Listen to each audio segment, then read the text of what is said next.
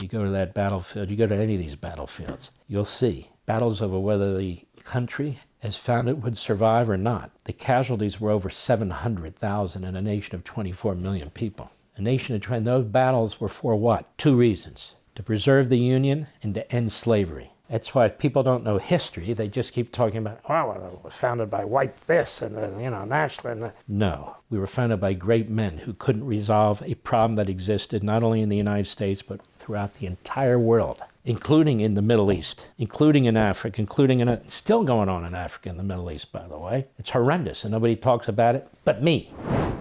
My father went to Gettysburg, and we went to a number of the Civil War battlefields. He also went to Washington from Philadelphia. He took a train from Market Street, or thereabouts, Philadelphia to Washington, D.C., Union Station. He went to the Library of Congress. He researched Gettysburg. He used many of the photographs that were in the Library of Congress that are used today, but were not used back then, 60 years ago. They were considered too violent. The fields of dead soldiers and so forth.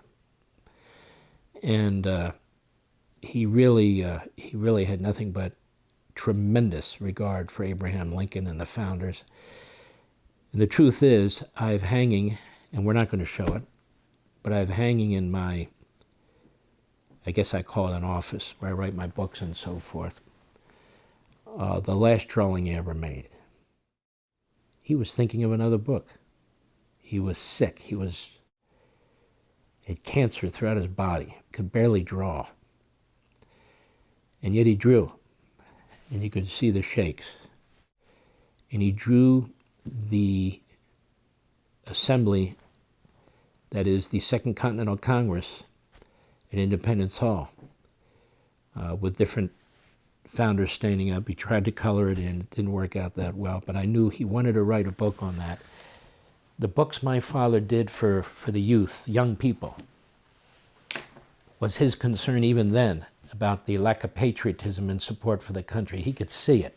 The last book he did was in support of the cops. In support of the cops. This is before the riots of 2020, you understand. But he saw what was taking place, and he was doing what he felt he could do to try and fight it. And he thought that Abraham Lincoln's Gettysburg Address was so profound, and it was. And this is the 162nd anniversary of that. 77 years ago, our fathers brought forth on this continent a new nation, conceived in liberty and dedicated to the proposition that all men are created equal. Now we are engaged in a great civil war, testing whether that nation or any nation so conceived and so dedicated can long endure. We are met on a great battlefield of that war. We have come to dedicate a portion of that field as a final resting place for those who here gave their lives, that that nation might live. It is altogether fitting and proper that we should do this. But in a larger sense, we cannot dedicate, we cannot consecrate, we cannot hallow this ground. The brave men, living and dead, who struggled here have consecrated it, far above our poor power to add or detract. The world will little note nor long remember what we say here. It's obviously wrong about that. But it can never forget what they did here. It is for us the living, rather, to be dedicated here to the unfinished work which they who fought here have thus far so nobly advanced. It is rather for us to be here dedicated to the great task remaining before us, that from these honored dead we take increased devotion to that cause for which they gave us the last full measure of devotion, that we here highly resolve that these dead shall not have died in vain, that this nation under God shall have a new birth of freedom, and that government of the people, by the people, for the people, shall not perish from the earth. There was silence after he gave this speech. He took that to mean he had failed utterly. And he went back to Washington on the train, and he felt that he'd done a grave disservice to these men. That was a horrendous battle in Gettysburg, absolutely horrendous. The number of casualties, the number of dead, how quickly it happened. The two armies bumped into each other, literally bumped into each other by accident. Lee's army was coming to attack near Philadelphia because he rightly thought, look, the only way we're going to win this thing We can't win a prolonged war. They have too many men, too many resources. They outgun us. We have to take the war to them. So the more he felt he could breach strongholds in the north, that maybe they could sue for peace and allow the South to secede. Well, this was the big battle that changed all that. Lee's army was badly defeated. Lincoln was furious. Why? Because our general at the time did not follow Lee's army and destroy it. He said, my God, we could have ended it right there. But we didn't. And it was a horrendous battle.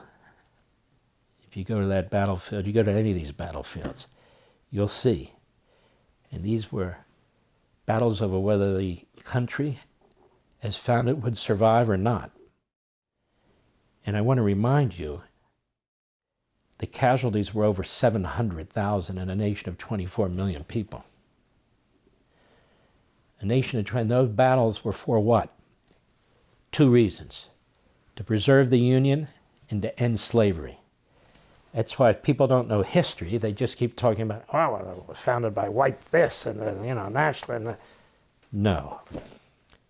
We were founded by great men who couldn't resolve a problem that existed not only in the United States, but throughout the entire world, including in the Middle East, including in Africa, still going on in Africa and the Middle East, by the way.